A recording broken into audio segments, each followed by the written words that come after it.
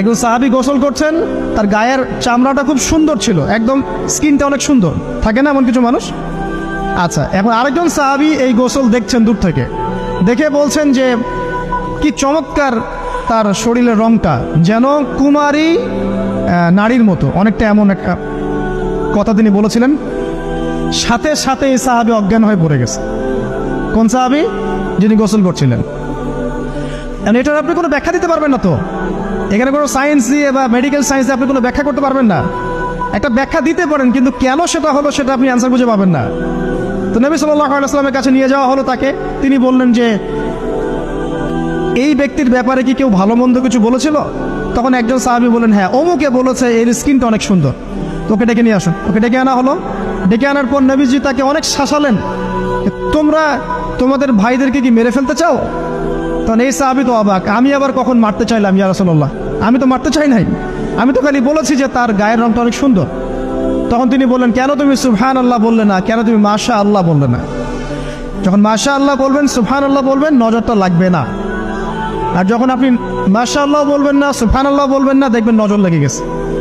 আপনি বিশ্বাস করেন ব্যবসা খুব ভালো চলছে, মানুষ বলল যে বাহ তোর তো ব্যবসা হেভি, লালে লাল শাহজালাল, ঠিক আছে, দেখবেন আপনার কেনা বেচা বন্ধ হয়ে গেছে।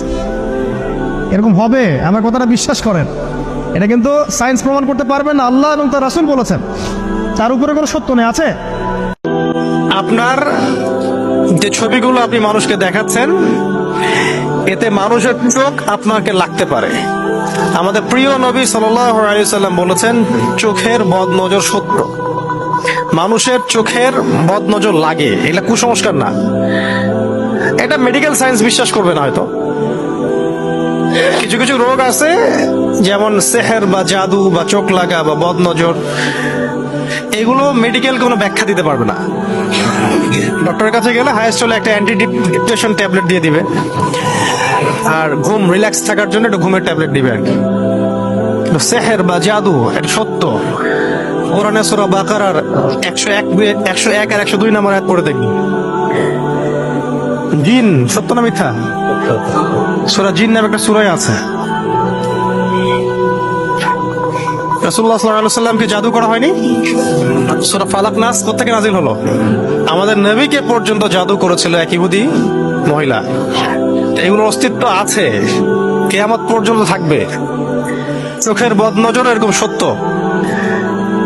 চোখের বদনজর এতটা সত্য যে নবীজি বলেছেন, একটা উটকে, একটা জীবন্ত তরতাজা উটকে এই রান্নার হাড়িতে নিয়ে আসতে পারে, রান্নার হাড়িতে। চোখের বদনজর, কথা বুঝতে পারেন নাই? বদনজর দিয়ে উটটা মারাই গেছে শেষ পর্যন্ত, পরে ওটাকে জবাই করে রান্না করতে হয়েছে। একবার একজন সাহাবী গোসল করছিলেন, এটা সহিহ হাদিস। আর একজন সাহাবী যাচ্ছেন, রাস্তায় যেতে যেতে বলছেন যে মাশাআল্লাহ, মাশাআল্লাহ বলেনি, সরি ভুল বললাম, যে তোমার গায়ের রং তো নববধূর চেয়েও বেশি সুন্দর। সাথে সাথে ওই সাহাবী বেহুশ হয়ে পড়ে গেলেন। এখন ওই সাহাবীকে চিকিৎসা করা হচ্ছে, আমাদের প্রিয় নবীর কাছে নিয়ে যাওয়া হলো সাল্লাল্লাহু আলাইহি ওয়াসাল্লাম। তিনি বললেন যে তোমরা কি কারো বিষয়ে আশঙ্কা করো? তাই একজন বলল যে অমুকে একটা মন্তব্য করেছিল তাকে দেখে, তার স্কিনটা অনেক সুন্দর, তাই বলেছিল। ওই সাহাবীকে ডেকে আনা হলো এবং নবী সাল্লাল্লাহু আলাইহি ওয়াসাল্লাম নিজে খুব ধমক দিলেন, রাগ হলেন। রাগ হয়ে বললেন যে তোমরা কি নিজের ভাইকে মারতে চাও, আপন ভাইকে মারতে চাও, হত্যা করতে চাও? সাহাবী বলছেন, অবাক, আমি তো হত্যা করতে চাই, কোথায় হত্যা করতে চাইলাম? আমি তো খালি বললাম যে উনার গায়ের রংটা অনেক সুন্দর। নবী সাল্লাল্লাহু আলাইহি ওয়াসাল্লাম বললেন, যখন কোনো কিছু দেখে তোমাদের ভালো লাগবে তখন মাশাআল্লাহ কেন বলো না, বা সুবহানাল্লাহ কেন বলো না? তো আপনারা মাশাআল্লাহ এবং সুবহানাল্লাহ সংস্কৃতিতে অভ্যস্ত না সেলফিতে অভ্যস্ত?